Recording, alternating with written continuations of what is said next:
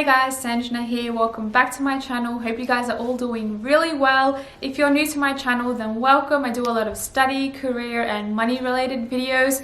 If that's something of interest to you, then please do subscribe to my channel down below and be sure to follow me on my Instagram as well, successbysanjna. As you can tell by the title of today's video, I wanted to talk through some of the key points and some of the key things that one should do before applying for a job. So this is a bit of a checklist in terms of the preparation that you need to have done before you actually apply for a job or even go for an interview. So I'm going to talk through some of the key checklist items which are very important and you must follow in order to secure yourself a job. So if you are interested, then please keep watching. So the first one I'm going to start off with is to create your LinkedIn account. If you don't have a LinkedIn account, you are already behind the eight ball. Like, you need to make sure that you've got this updated. What you want to do is make sure you've updated your profile picture. The profile picture has to be a true representation of yourself in, your current state and your current appearance.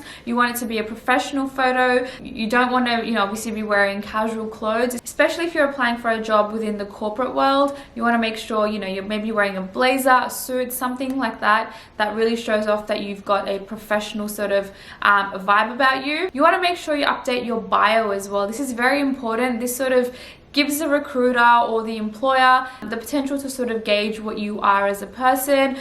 You can write down what you're currently doing, what you've studied, your hobbies, your interests, things like that, and in terms of career progression, where you see yourself in the next couple of years. This really gives a good introduction to the recruiters, which are potentially going to be, obviously looking at your profile entirely. But if you can give this bio section, this, brief description about yourself, then this really sort of sets the tone for what's to come. Also, in terms of updating your LinkedIn, you want to make sure that your profile is actually updated in terms of your job history. Your job history is very important. It must be in reverse chronological order. I believe LinkedIn already does that for you, so that's convenient. But you want to make sure all your jobs are updated. You can include jobs from however long you like, but just make sure that the information that's on there is actually relevant, applicable to your future jobs as well. You don't want to have maybe like, a pizza shop there if you're applying for an accounting role, for example. So just make sure it's all relevant, all the dates have been updated, and make sure that you've got dot points on there as well as to what tasks you've actually completed when you were working at these organizations or firms or wherever you have your work experience from. You want to include some of the things that you were responsible for, some of the achievements as well, because this is definitely very important. Now, that's your LinkedIn side of things that you need to take care of. The next thing you must do is to update your CV or your resume. This must be the most updated, recent CV. It must be very relevant, and it's now time to, sit there and delete things which are no longer applicable. For example, if you've already got a university degree, then you don't need to have your high school education on there. That is no longer applicable. You've already attained that university, certificate or graduation. So that is the most relevant information that should be on your CV. This is a perfect time to update your contact details, personal details, update your career objective as well. This is good to sort of align to your LinkedIn profile as well. And again, just make sure the job history or the work experience history that you've got there is all relevant, and again in reverse chronological order. Moving on to the next point. You want to make sure that you tidy up your social media accounts. You don't want people or recruiters to find that, your profile is public, for example, and you've got photos, for example, pictures of you partying it up or, inappropriate clothing, etc. So you just want to make sure that you tidy this up. Of course, this is no issue, if that's what you want to keep out there, but you need to keep in mind that if you're applying for a job and it is a reputable organization, they're not going to want to see, pictures of you like that out there. So just be mindful of that. If you do have a lot of pictures like that, then maybe keep your profile private. But yeah, definitely keep in mind that people are always looking at your profiles, all of your social media accounts.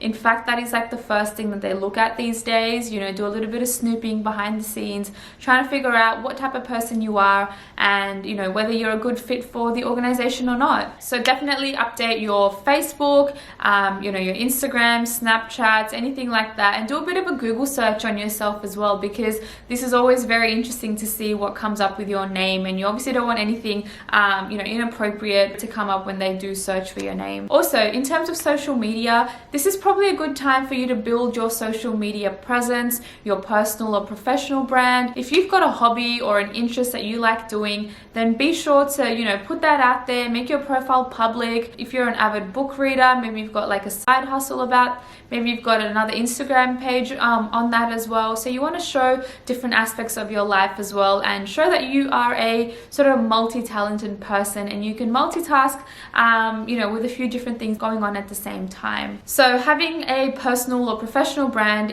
I think is very important. So this is perfect for when the recruiter or the employer asks you, what is it outside of work or study that you do? And this is where you can bring up your hobbies, your interests, and this is definitely going to put you ahead of the rest of the candidates because you've got something else and more to show. So before applying for a job, you want to make sure you've got your work wardrobe in order. Speaking for the ladies, you want to make sure you've got simple white business shirt, you want a blazer, maybe a skirt or a nice pair of pants, maybe some heels, maybe some loafer style shoes, and make sure you've got a very sort of simple work appropriate outfit put together. Sorry, my camera had just died a little bit, but back to what we were saying, you want to make sure you've got a good set of clothes there that are professional.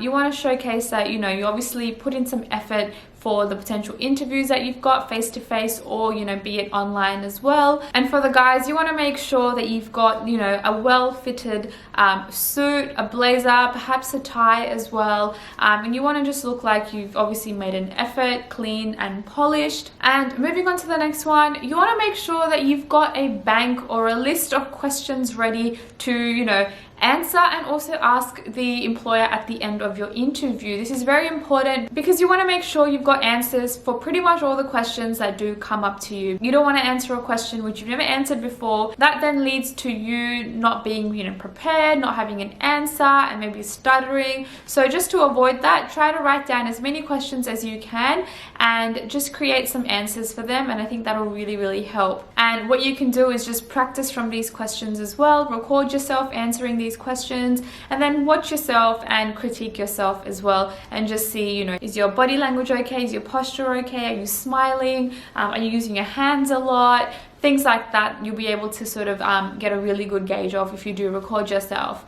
And obviously before even going to the interview stage, you want to make sure that you've created a list of job adverts or postings which you want to actually apply for. This is very important because you can sort of understand as well what type of job descriptions there are out there, and these can actually also be used to tailor your CV as well. So I think making a list of maybe 10 to 15 or even 20 job postings that you want to apply for, and always have that sort of running list going, will really just make it easy for when it comes to applying. You don't want to sit there one day and just have to look for all of these postings again.